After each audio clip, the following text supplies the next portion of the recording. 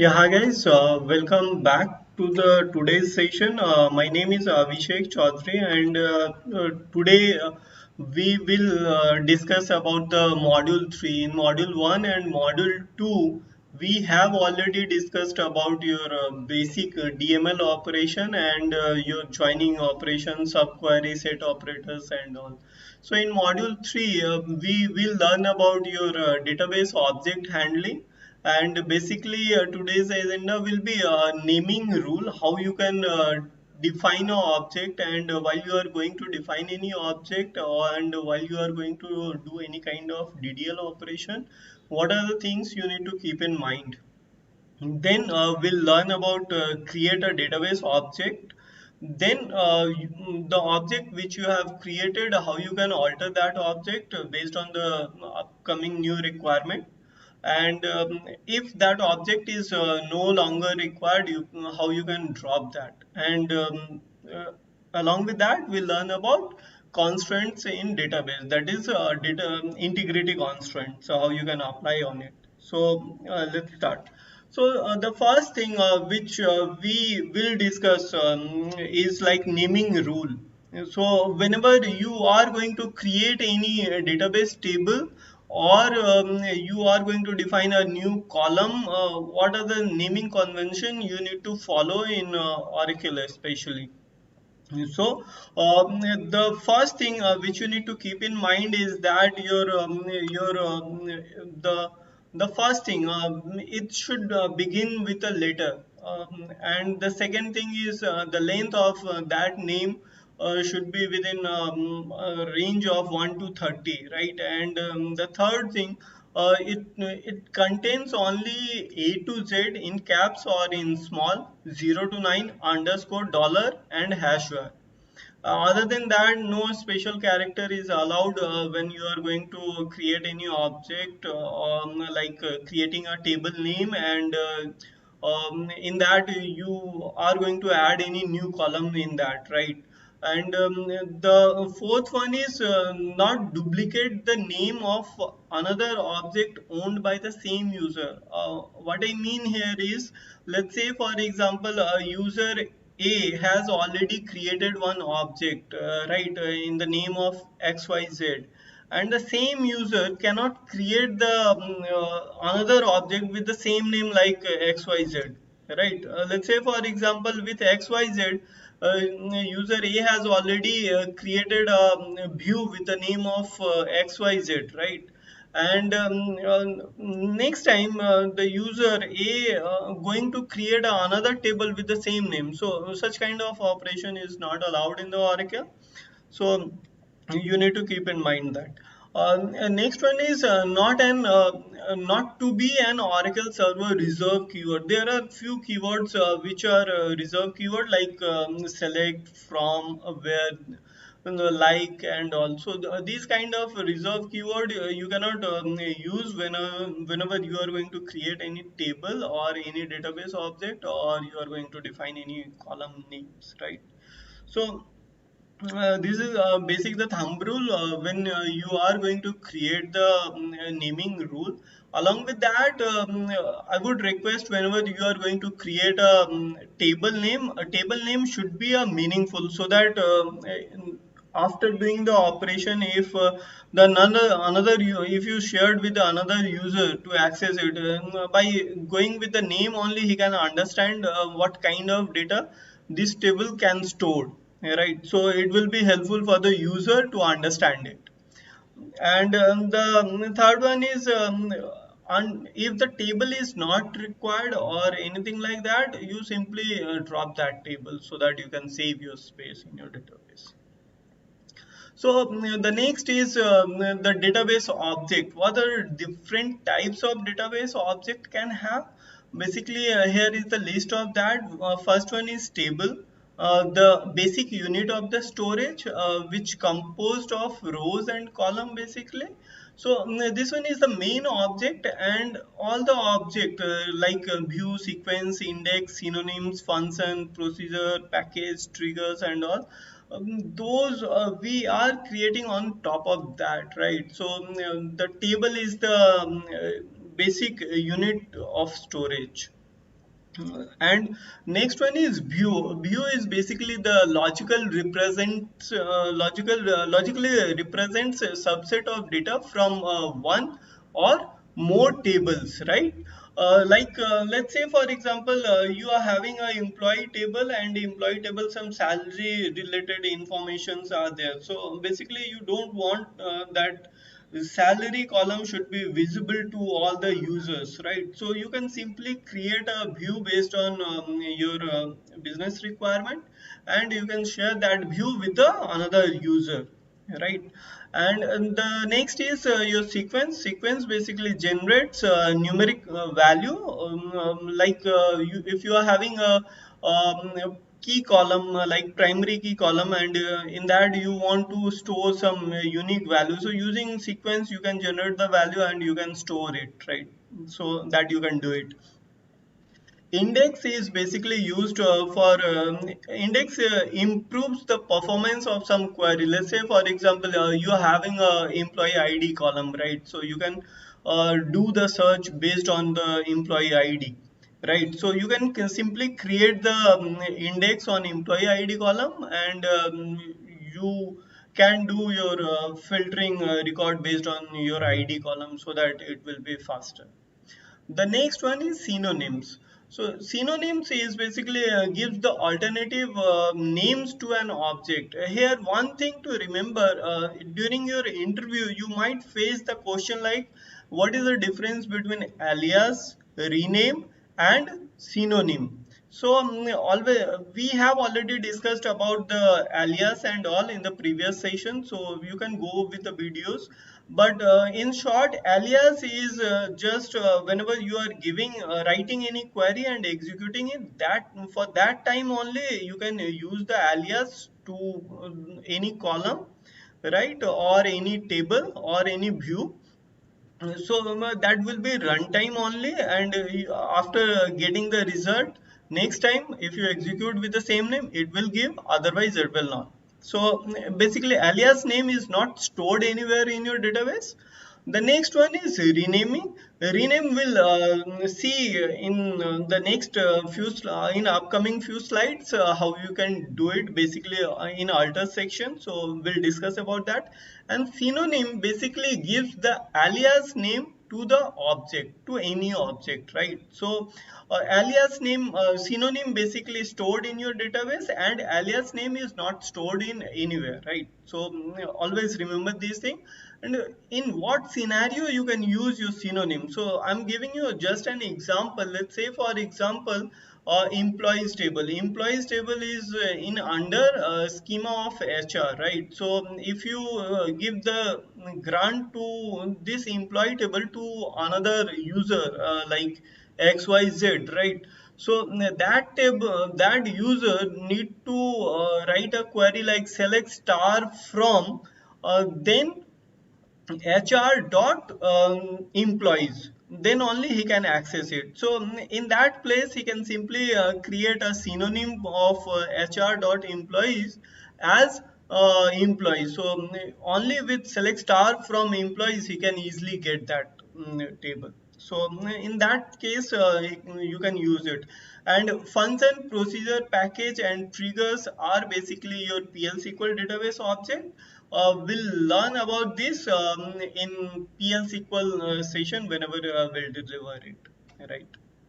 The next is your database types, right? So we all know that database contains a logical collection of data, right? So definitely it need to have a different data types to store different types of data, right? So here are a few samples data type which is being used very frequently. Like first one is varchar2. Varchar2 basically contains a variable length of character data. Second one is char with a specific fixed size. So in during your interview, you might face a question like, okay, fine. Varchar2 also stores character type data, and char is also storing a character data type. Why do we need? Which one is more faster? So this kind of question you can get during your interview. So remember, char is faster as compared to varchar 2, right? So always remember that. And the next one is number with a point precision. If you want point precision, you can give a like p comma s, like 9 comma 2 or something like that, so that you can get a point precision, right? And if you won't give any precision, you it means the number data type will be like integer, or else if you give the precision, it will be a floating kind, right? So a variable length numerical data. Next one is date. It contains basically the date and time value to store the date value, right? The next one is long. It variable length character data type up to of 2 GB. Clock basically character data type, so up to 4 GB. So long and clock basically a size difference. Up to 2 GB you can use it in long, and up to 4 GB you can use it in clock. Next one is raw and long raw. Basically, it used for storing the raw binary data, and blob is for your binary data type up to a 4 GB. So only the difference of size here also.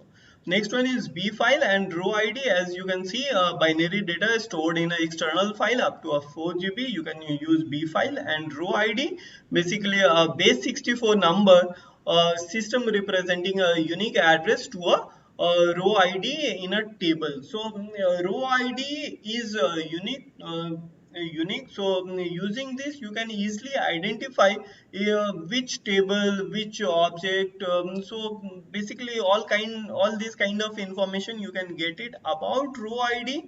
I have written one article which is available on my blog. After the session, I will share it with you, so that you can go with the row ID, and you get all the details, like what is row ID, how you can identify the table name, and all using the row ID itself if you have it, or you can backtrack it, right? So we'll share the link with you all. Next is your date time data type. So date time data type is timestamp. If along with the date, if you want to store the timestamp also, so you can use the timestamp data type. Next one is interval year to months. So it stores the store as an interval of year and months. Next one is interval days to seconds. So so it stores as an interval of days, hour, minute, second, right? So these kind of database data types you can use it, but I'm giving you a simple tip whenever you are going to design any data type, but this is not the thumb rule, I can say. So always remember, if you want to do any kind of mathematical operation on your data, right? So in that case, you use number data type. But if you want to store the data only for the display purpose, there is no manipulation or nothing like that, so for that purpose you can simply store a varchar. But in only varchar 2, you can store the entire thing. Like if you want to store a number value, you can store it in varchar fields. And if you want to store number value, then also you can store it. Character value also you can store it. Date value also you can store it. And using function, different types of function, which we have discussed in the function section in module 1, that you can do the typecasting of data type, and you can switch from one to another, right? So you can convert varchar 2 field, if it is having only a number value, to a number using a to underscore number function, right? So you can do that one, right?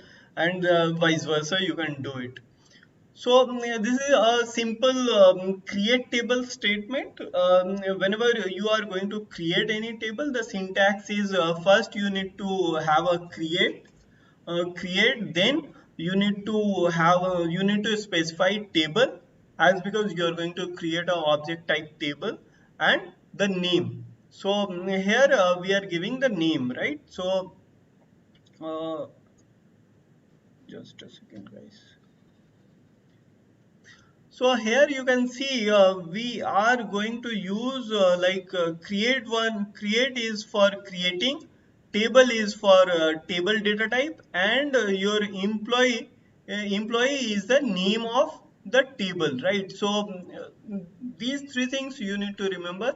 After that, employee ID, this one is your employee ID is basically your column name, this one is your data type, right? And this one is the constraint which you are going to apply. We'll learn about constraint in upcoming few slides. So these things you need to remember it, right? So whenever you are going to create any table, things you need to remember, it start with create, because you are going to create an object in the database. Second one is the name of that type of object which you are going to create. If it is table, it will be a table. If it is view, it will be view. We'll learn how you can create the view in upcoming session, right? And the next is your employee name, and within a bracket you need to give the column name, then the data type of that column, and if any constraint which you want to apply on that particular column, you can specify it. So you can see different types of different data types we have applied. In employee ID we kept it as a number. In first name we store the value as varchar 2, and kind of, right? So in higher date you can see date call, date data type, right? So let's create a table and understand it in a better way, right? So let's go. So far, any doubt or any confusion, if you have, you can share your doubt and question in the chat section, or those who are in Skype can ask your query if you have it before going to jump into the create table statement and all.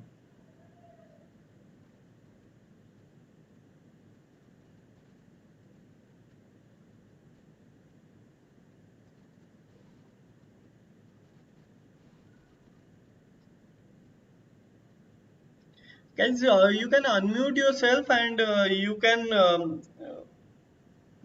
interact so that it will be helpful, because for me it is difficult to switch so many window here and there, right? So it will be helpful, you can unmute those who are in Skype, or those who are in like those who are going through the Skype. Those who are in YouTube can simply post your question in YouTube chat section, right? So we'll go with that. So thanks, Satish. Thanks for joining the session. So Satish, so far, if you have any doubt or any confusion, you can post your question so that we can address it, right? So uh, as I shared in the previous slide, like to create a table, you can specify create table, and here um, we are going to create the student details table. Throughout the session, we have done so many hands-on on this table. So today I'm going to discuss the details about this table, right? So student details table basically stores all the information related to students, those who have enrolled for this course or those who have interacted throughout this session and all. So we are storing those information in this table. So basically this table contains the information like email ID. So email ID will be a varchar2 type, uh, and name of the students, college name, from which college they are, stream, which stream they belongs, and year of pass out, right? So year of pass out I'm storing as a number. So let me execute this statement and see. I think table is already existing, not an issue. Let me drop first and let me create it. we'll learn about drop statement, so no need to worry. So table has been created right now. If we are going to insert some data, so let me insert some data like Kuntal Mitra, right? So I can simply insert using a insert statement. About the insert statement, we have already discussed it, right? So and the problem and the scenario I'm going to create so that I can explain you the integrity constraints, right? So I have inserted one record. Again, if I execute the same statement, the same insert query will fire and it will store the same data, right? So the redundant data will be created in your database, right? So the next is, if I execute this statement, here you can see the null value I am storing in the field of name, right? So a student definitely have a null name, right? A meaningful name. So here we are passing the null value. So it doesn't make any sense, right? So if you explore the data of this table, mainly one valid record is there. Other than that, all the records are duplicate, right? Like Kuntal Mitra, GNIT, IT, these two are same.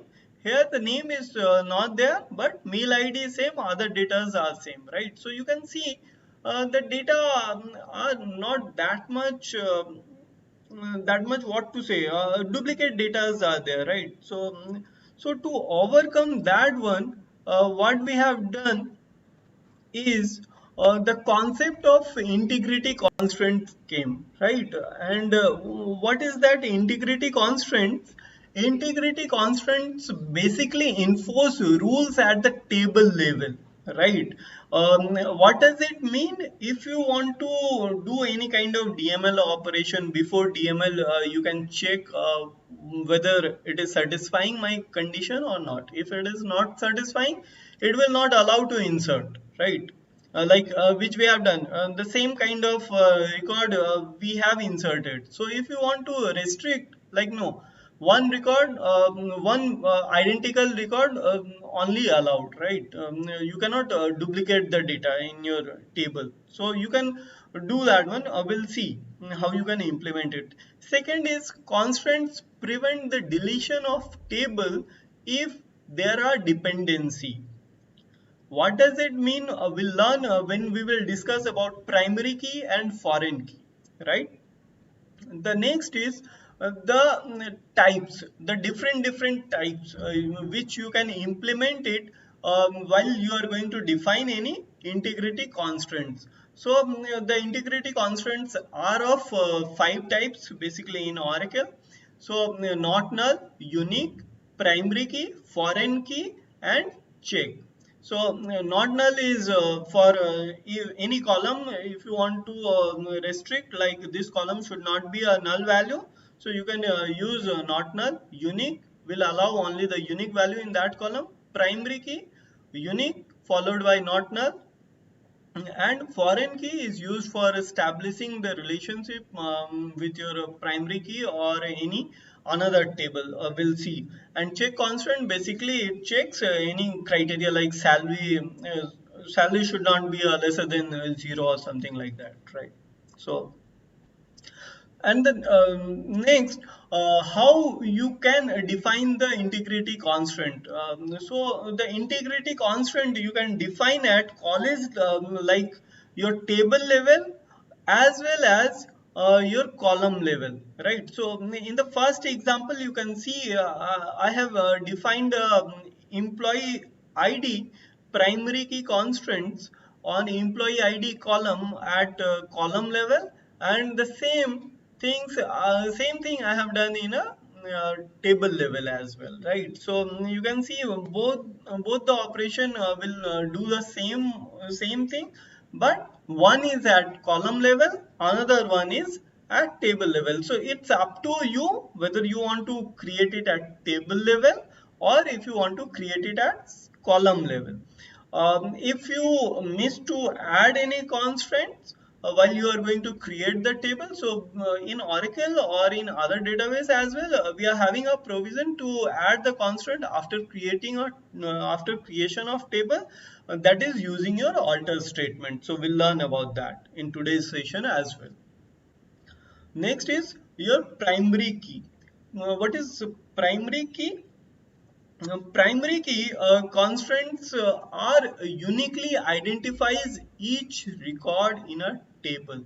So here we are having a department table. So using department table, we'll explore that. The next one is primary key must contain a unique value and cannot be and cannot contain null values, right? And a table can have one primary key, and in the table the primary key can consist of single or multiple column. Multiple, if they are using multiple column, it is known as your composite key. So don't get confused if you find interview question like primary key and composite key, what are the difference. Composite key basically are composed of more than one column. So you can say composite key is a kind of key which is not allowing your null values, and it is maintaining a uniqueness in a table by combining two columns, right? So you can say like that. And so you can see in the department table your department id basically. So here you can see basically your department, sorry.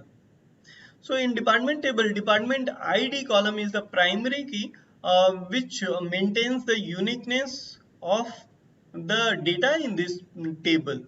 So let's say for example, if you are going to insert any data in that table, right? And as we have discussed null value and the uniqueness of data. So if you are going to insert any null value, it won't allow, right? So you can see it won't allow like in this statement department id we are passing as null. Second one is public accounting as a department name. Manager id is 124 and the location id is 2500.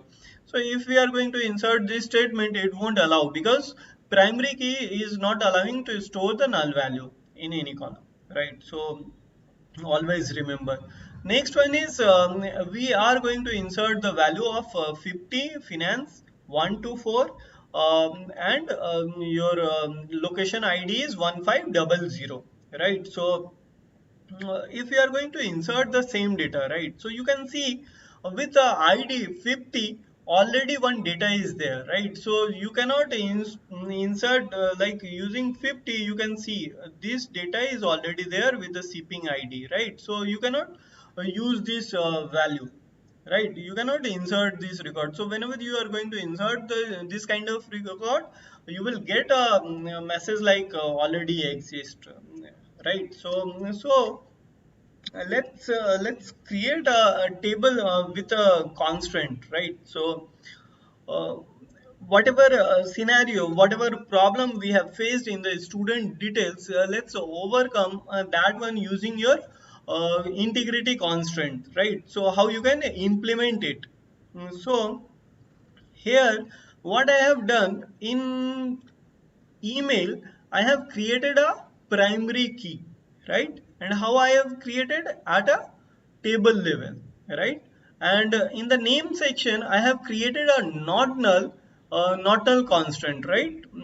So here you can see whenever you are going to create a constant, right? So it must starts with after defining your column or after defining your table, you can must start with constant. So here also you can see constant, here also you can see constant, right? After that you need to give a meaningful name like ntnl. Nt tends for not null, and as it is a student details table, so I have given the student details, and after that I have given the your name of that column. So whenever I am getting any kind of error message, so I can easily recall it and say like ntnl means not null of which table, of student details table, and s name is meaning for student's name, right? So I can, whenever any kind of insert operation any user is going to perform and throwing some error and they are coming to me, I can easily say that yes, because of this reason, name field of student table is not allowing the null value. So you put some meaningful value in the name section and you perform your insert operation. So as you can see the importance of giving the meaningful name in the constraint, right? And after that I'm expecting this column should contain the value, so not null, right? So this will not allow the null value insert operation in this column, or they cannot update the value with the null value, right? Next one is at column at table level I have defined a constraint of primary key. So here also you can see the short name I have given as PK. PK means primary key of which table, of student details table, and which column EML. EML is basically for email. I'm giving a short name, right? So PK underscore student underscore details underscore email is the constant name, and primary key is a type of constant which I'm going to apply. In the previous one is not null, here I am using primary key, and on which column, column is email, right? So let me execute this statement and perform the same operation, and let's see what happened, right? So student tables created. Now let's say for example I'm performing the same operation of insert, right?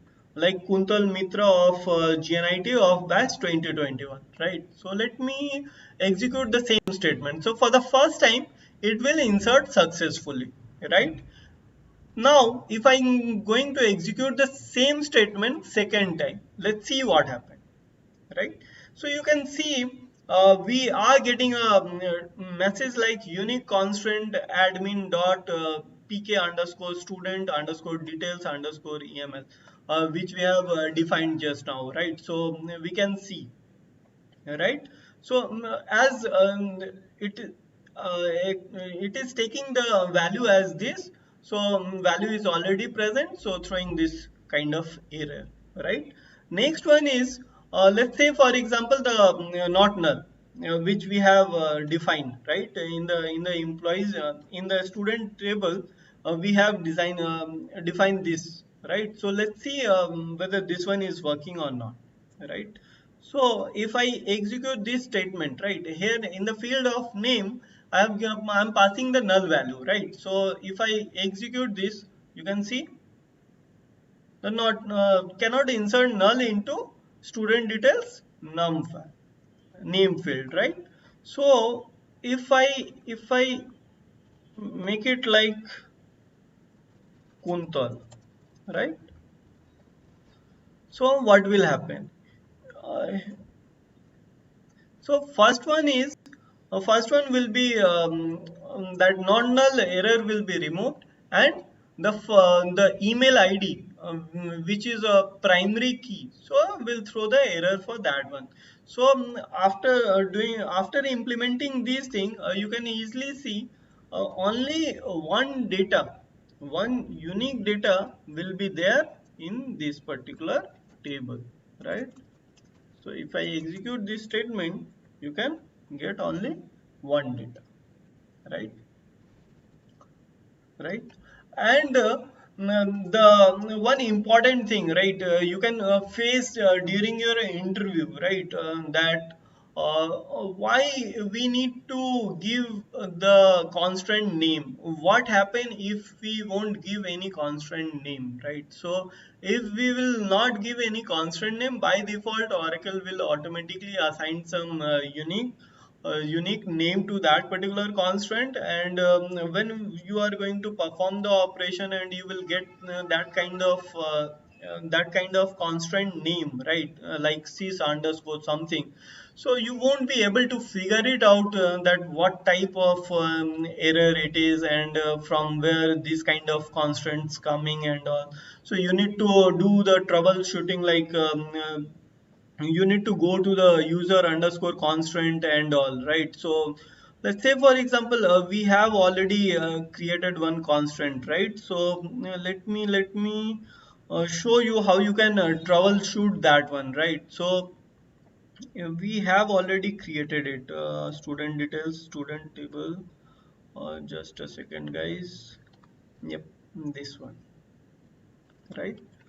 So in user underscore constant, you can like you column cons underscore column, you will easily get it, right? So let's say for example if I'm giving this one,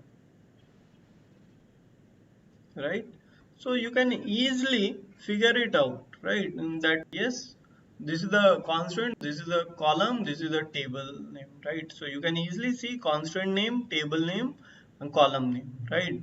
And if you won't give the meaningful name, so in this the constant name which you will get in the error screen, you need to paste it here, and after executing this, you will get the table name and column name. But in my case, I have given a meaningful name, so I can easily get it from the constant name itself, right? So I need not to go to the db underscore cons underscore column to find it out the constant name and the constant column name, right? So you can say during your interview if you face some kind such kind of question, right?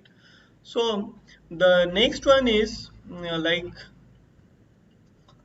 the next one is foreign key, right? So in like other constraint, you can also define the foreign key constraint at your table level as well as your column level, right? So foreign key is a key used to link between two tables together, right? So so in the example you can see create table employees is referring column to the department table department ID, right? So so the foreign key is a field or a collection of field in one table that refers to the primary key to the another table, right? So like that you can design it.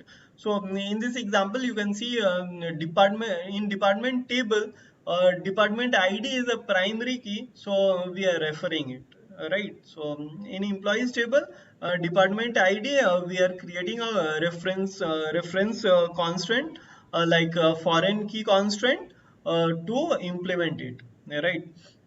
The table containing the foreign key is called as the child table, and the table containing the candidate key is called the reference or the parent table, right? So always remember these things, like whenever they will ask during the interview, like in pkfk which one will be the child table and which one will be the parent table, so you can answer it, right? So always remember these things. The next thing is fk, a few keywords are there, like foreign key defines the column in the child table at the table constant level, right? So here you can see foreign key, right? In this example, next one is references. Reference identifies the table and the column in the parent table, right? So which table you are referencing, so for that purpose it is being used. And on delete cascade and on delete set null is basically used when you are going to delete some kind of dependent rows in the child table when the row is present in the parent table, right? So we'll see in the examples.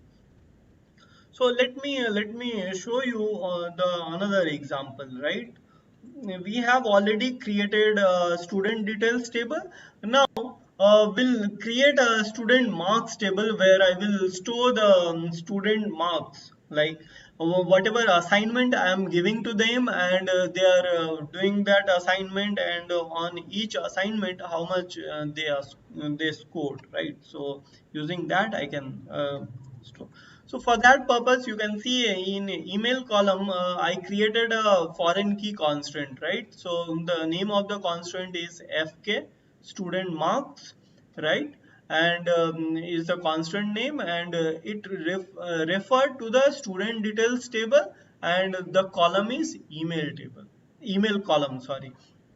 So if I execute this, you can see the table created. And now if I am going to insert any data in this particular table, we see some of the error, right?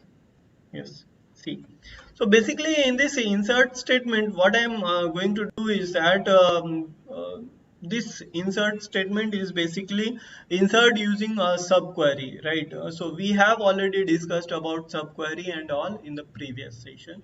So subquery and union all, it basically merge all the data and making a single set of record, right? So you can see by executing this query, we are getting these three records. So what I'm doing here, after selecting these three record, I'm going to insert it into the student marks table, right? So we are getting the error like, you can see integrity constraint parent key not found. So what does it mean? Parent key is like your in student details table, email id is not present. So if I omit this, right? If I omit this, if I omit this, if I omit this. So you can, if you remember it, we have already inserted this record, right? The Kuntal Mitra 305 at the rate gmail.com in your student details table, right? So this mail ID is already present. Now if I'm going to insert this data in student marks, it will insert, right? So you can see one record is inserted, right? Now if you are going to delete this record, what will happen, right?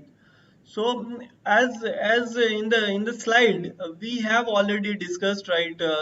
We cannot delete it if the um, parent or child relationship is there, right? So we cannot perform any delete operation. I think here we have seen, right? Constraint prevent the deletion of the table if there are dependencies. So in this table, student details and student marks, there are relationship, right, of pk and fk. So if I'm going to perform this delete operation, what will happen? I'm going to delete the record of basically Kuntal Mitra from student details, right? So let's see what happened. So you can see integrity constraint fk student marks violated because child row found, right? So in the child table of student marks, right, Kuntal Mitra record is there, right? So we cannot delete this record until or unless it is removed from this student marks table, right? And the another option is you can implement this thing like on delete cascade and on delete set null. So if we are going to delete the data from the parent table, so the child record will automatically will deleted, or the another method is the value will be set as null, right? So so for this I'm going to delete the temporarily from your student first from your student marks, right? So let's see, let me write the query to delete it, right? And delete from this uh, t where t dot t dot email equals to your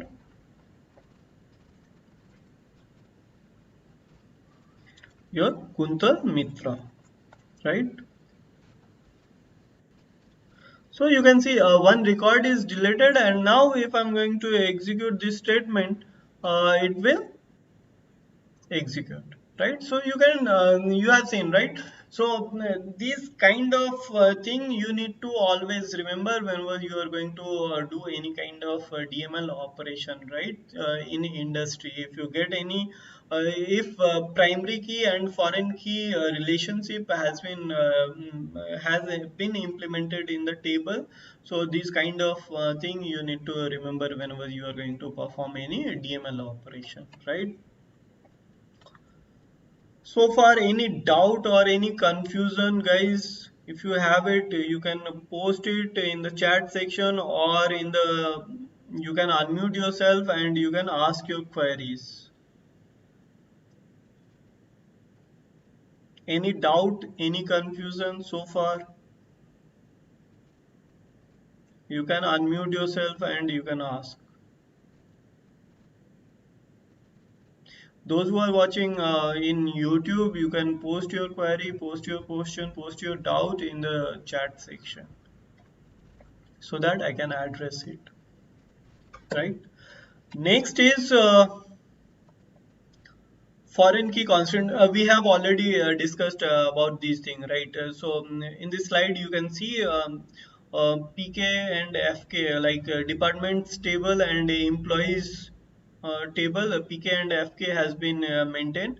Like department ID is the primary key in department table, and department ID is a foreign key in the employees table, right? So when we are going to insert like 200 Ford and 9, it won't allow because no record is there, right? So it won't allow. And similarly the third one. So the thing which we have discussed in the student and the marks table, right? Like here, like the first thing, the first statement, when I'm going to execute these three record in that table, as Daniela is not present and Aish.nan is not present, but Kuntal Mitra is present, so Kuntal record is in getting inserted, whereas these two records are being discarded because of that error, right? So you have seen it. So the next is violating constraint. We have already covered. You cannot delete a row that contains a primary key that is being used as a foreign key in another table, right? So in this example, you can see delete from department ID where department ID is 60. So if department ID is 60, is already, I mean, some child record is present in the child table, so you cannot delete it, right? So we have seen it when we are going to delete the record of Kuntal Mitra from student details table, as this one is the parent table and this one is the child table, right? So always remember these kind of operation whenever you are going to face the interview, right? So from interview perspective, this one is very important topic, right? Next one is your unique constraint. So unique, like PK and FK, we can create a unique constraint at table level as well as the column level, right? So here also you can see we are defining these constraint, like constraint employee EMP underscore email underscore UK as a unique of email ID. So it will accept only the unique email ID. So, one interesting interview question you might face, like unique is also accepting the unique value, and primary key is also accepting the unique value, right? So, what is the difference between these two? So, those who are in Skype can unmute and can reply why we are using unique and why we are using primary key. Anyone?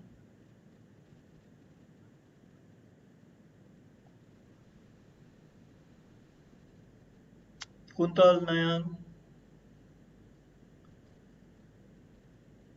Kuntal, you can unmute and like the question is primary key is also accepting the unique value, as you can see, right? And as we have already discussed, so primary key is also accepting the unique value, And unique constraint is also accepting the unique value, right? So here in the employees table, email id is considered as a unique, right? So why we shouldn't create the pk on email id, or what is the difference between unique key constraint and primary key constraint basically? In unique key, the value can be null, but in primary key, the value cannot be null. So why Um, unique constraint is accepting the null value and primary key is not accepting the null value? What is the reason behind it? So in pri- interview, pri- primary keys in primary keys usually used to and specify like the to identify a whole row, but unique key cannot be used to do that. So if primary key is null, then we cannot identify that row using that value. okay. And the another important thing is, as in the previous session, I have already shared, not is not equals to null, right? What does it mean? Null is having a unique value, right? But we don't know what is the unique value of that, right? And always remember, null is not equals to null. So in unique column, if we inserted one unique value as null, right, second time when we are going to insert another null value, so there is no match, right, with one null with another null, right? So you cannot compare one null with another null, right?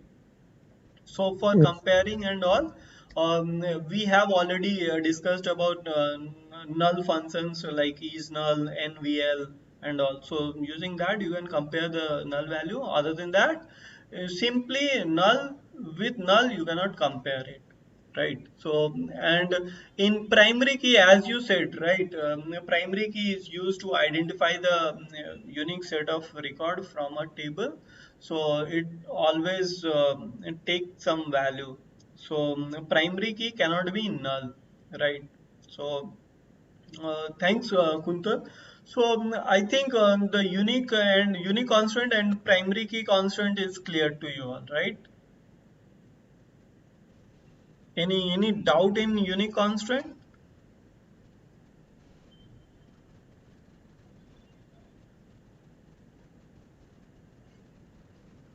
Okay.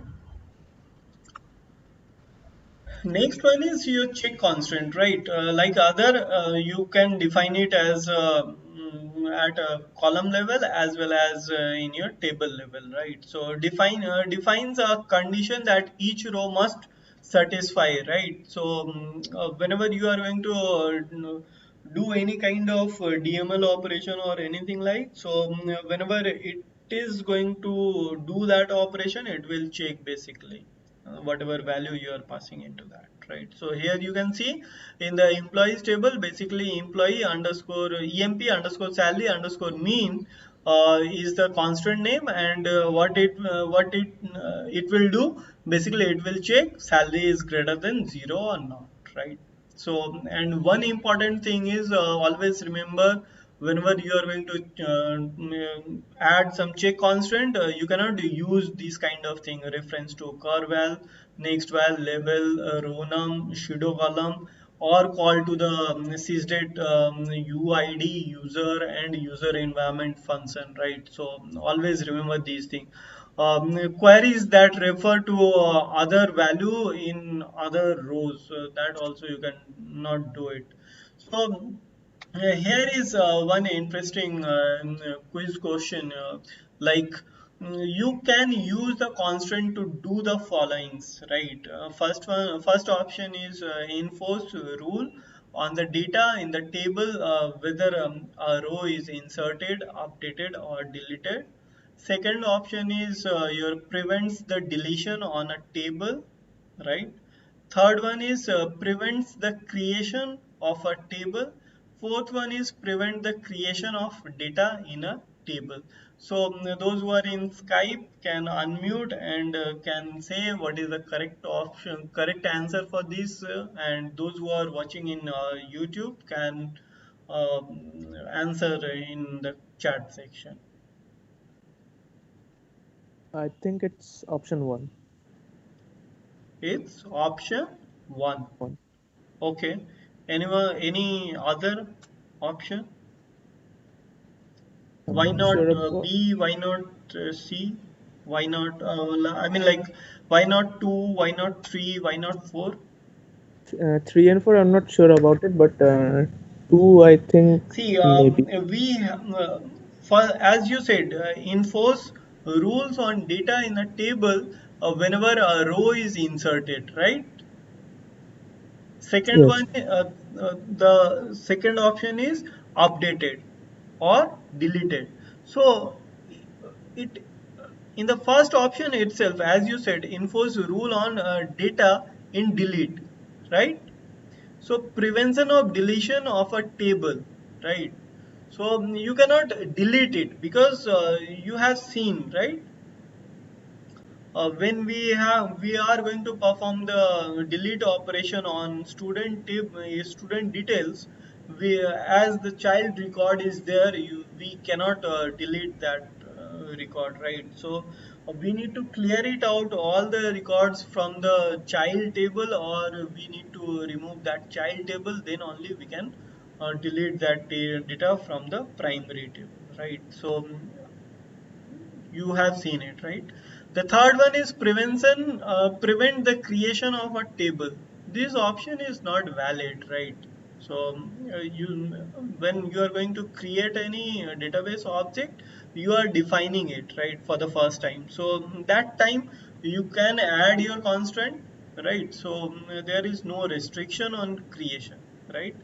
The fourth option is prevent the creation of data in a table, right? So this is true. How? Because you have seen when we are going to do the insert operation in student marks, we need to uh, first satisfy the constraint, then we are able to insert the data in student tables, right? So the option 1, option 2 and option 4 is true, right? The next one is creating a table using subquery. So in the previous session, we have already discussed about subquery, that what we can do using subquery and all. Subquery is basically query within a uh, query. So basically, a create table is also a SQL statement, right? So here also you can use the subquery concept. So in the first example, you can see we are creating a department 80 from your employees table by putting the subquery, right? Like select employee ID, last name, salary into 12, annual sal, hire date from employees, where department ID equals to 80, right? So we can do it, right, like that. And the second example, this is the most important thing, guys. Be careful, because this kind of syntax you will face during your interview. Because like they might ask you, we are having one table, and we are how you can create the similar kind of structure of that table. So one option is you will open that table, you will go to the DDL statement, copy that DDL statement, and you will change the name of the table and execute it, right? So this one is the manual one, and the second one is like this. You can do it. Let's say, for example, department 80, right? Select star from department 80 where 1 equals to 2, means what it will do, it will select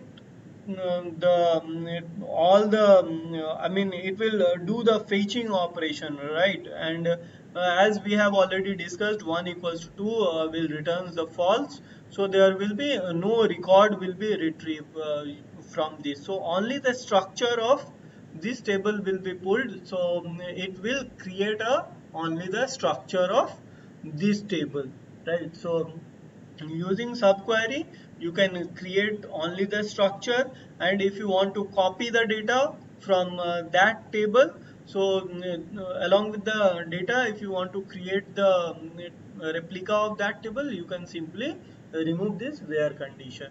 So you can see while going to perform this operation, I have already created a backup table of my employees and sorry, student details and student marks table. So these are the syntax, like create table student marks BKP as select star from student marks, and in the above one student details. So you can see, right?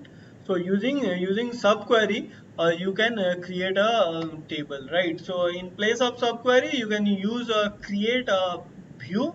With that subquery, you can use in the view, right? So here, if you want to create a view, simply create view, name of the view, and select this. So using that, you can create the view as well. So about view, we'll have a separate session, so we'll learn about that in that section. Next one is alter statement. Whatever we have learned, we have done the table definition level, right? So if you want to add any constraint at table level, at column level, you can add it. What if you miss to add some constraint when you are going when you did the define when you did the definition of table and all. So after creation of table, you can add a column, add a new column to your table, modify an existing column definition, define a default value for a new column. You can drop that column if it is not used. You can rename a column, change the table to read only status using your alter statement. So so many things you can do using your alter statement. So but these are the main one. So let's see how you can perform all those things, right? So yeah, so far any doubt or any confusion, guys, please let me know so that I can go with it.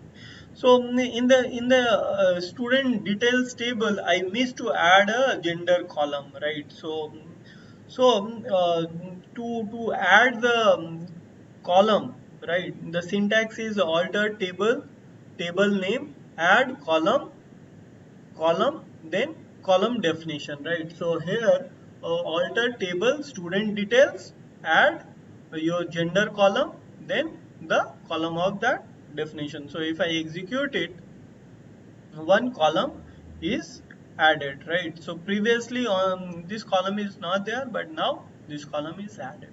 But if you want to create with the default value, right? So using this, you can create it. So whenever in the previous session, we have learned about implicit and explicit insert, right? So during your implicit insert, if you miss to add this column, right? So Oracle will automatically insert the default value as m instead of null.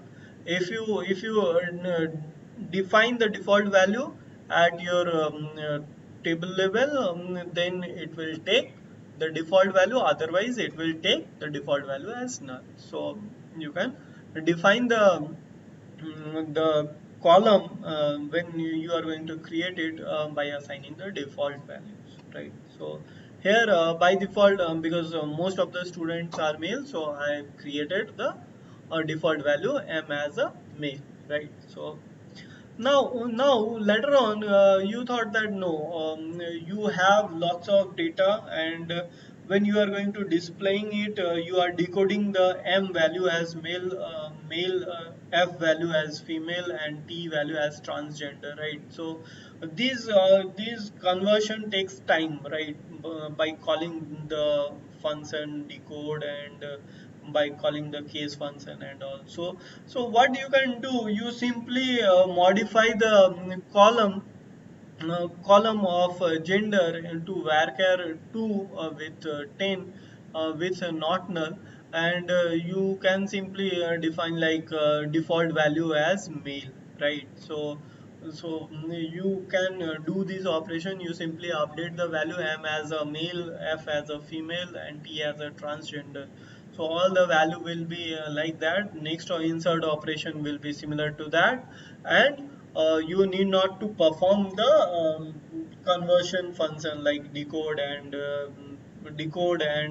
your case statement. Sorry, during your display, right? So you can do like that. So the next one is you're renaming a column, like we have defined the column as gender. Later on you thought that no, this is a big name, so I want to keep it short, so you can define like this, right? So gender as a gen, so you can see. The next one is here. Now you can simply drop the column if you want it. No, later on you thought that no, gender column is not required to me. I don't want it. So you can simply drop using a alter statement like alter table name, drop column name, right? So you can simply drop. Sorry, I renamed it as gen, so it should be gen, right? So the column is altered. Now there is no column with gender, right? Next one is next one is your read-only tables. You can use the alter statement to make the table as read-only. Let's say, for example, you are doing some operation like DBA activity is going on an employees table to maintain it well. So for that time you think no, during my maintenance work no user is allowed to do any kind of insert or update operation, right? So you can simply change the table to read only mode, and after doing the operation you can simply switch that table to read and write mode. So let's see how you can do it, right? So in your student details table, let's say for example I'm going to perform some operation. So for the time being I'm making it read only, so table is altered. Now if you are going to insert this record of Nayan H, right, h.nan at the rate 2 at the rate gmail.com. So if you are going to insert, you see only Oracle is allowed to update the read only materialized view or table, right? So you cannot perform it. Now let's say for example you switch your DB activity has been completed, gather stats, index, and all you have performed. Now you thought no, all the operation has been done. Now the user is allowed to do the read and write operation. So you can simply execute like alter table name, read and write. So here the table name is student details. So put the table name, and if you execute it, table has been altered. And now if you execute this insert statement, one record will be inserted, right? One record will be inserted. So in this way you can perform the insert operation and do the housekeeping activity or DB activity, right? So the next question is you can drop a table that is in read only mode. So those who are in Skype, those who are in YouTube can answer it.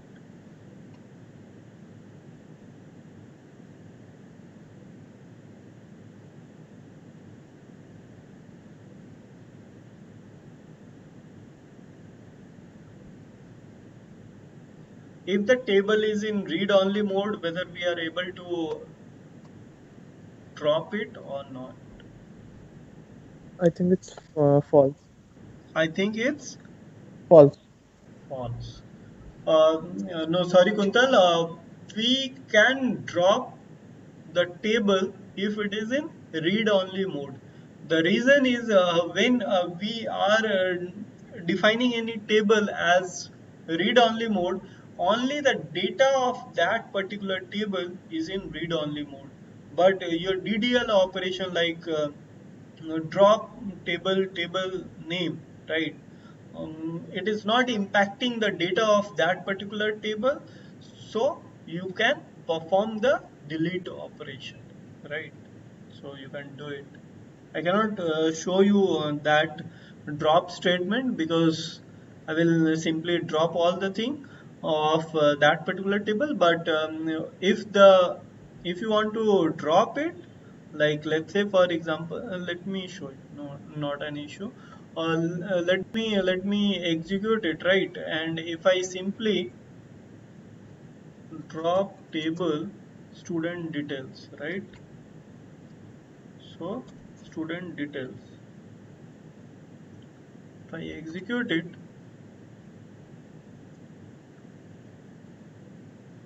before performing the above operation of the table, drop the foreign key constraint. So as you know, the PK and FK constraint is there, like student marks table, some FK is there. So we cannot perform it, right? So always remember, sorry guys. But you can perform it if you want, right? Let's say for example, let me create, right? Let me show you. Create a table T1 as select star from dual, right? Like test one. Sorry, I'm not giving any meaningful name because this is just for the testing purpose. So I have given a test name, right? So table is created. Now I'm going to define this table as read only mode, right? So I have. Okay, so table has been altered and it is in read only mode. Now if I am going to drop it, you can see table has been dropped. So even though the table is in read only mode, you can perform the DDL operation on that, right? So always remember, this is a interview question. So you might face in your interview, face-to-face interview, as well as in your aptitude question in your SQL. Dropping a table, basically you can drop a table which you have created it. It will basically moves the table from your normal mode to it will simply send it to a recycle bin. So it moves a table to a recycle bin, right, after executing the drop statement. So removes the table and all its data entirely if the purge clause is specified. So during your interview you might face what happen if I execute a drop statement followed by pause statement. So we'll see in example in hands-on section. And um, always remember it invalidates the dependent object and removes object privileges on the table. Let's say for example student details table, and on top of that I have created one view, right? So if I drop this table, the view will be invalidated status, right? And once again if I create the table, the automatically the view will be in active state, right? So let's see how and what I mean by dropping a object, right?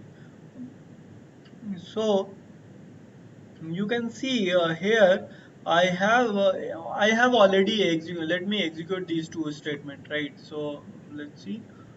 And one table I have already dropped, whether I am getting it or not. So as I said, the drop table is moved to the recycle bin. So if I execute this query, select star from recycle bin, you can simply see, right?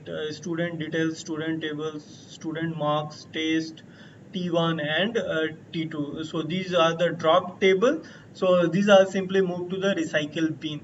So you cannot no, you cannot say if I execute the drop statement, the table is totally dropped, and whether we have any provision to recover it or not, right? So you can recover it, your drop table, using your flashback query from your recycle bin. So we'll learn about that. That is the advanced topic, basically DBA stuff. So we'll not cover in this section, but yeah, you can recover it, right? But if you execute the purge recycle bin, right? So purge recycle bin, if you execute, the all the data will be removed, right? So previously, you have seen I executed two statement, two drop statement, these two, and the data moved from normal to a recycle bin, right? And I flushed out all the details from the recycle bin using a Perl statement, so there is no data. But um, using another way is your drop statement, drop table name followed by purge, right? So you can do this one, so it won't go to the recycle bin, it will erase everything from everywhere, right? So you cannot recover it until or unless you created a backup of these tables somewhere, right? So I executed this statement, so let's see whether anything comes under recycle bin or not, right? So you can see there is nothing in the recycle bin, right? So that's it. So thank you guys. Thank you for joining this today's session. If you have any doubt or any confusion, you can post in the chat section or in the comment section. We'll address in the upcoming session, right? Thank you guys. Thank you for joining the session.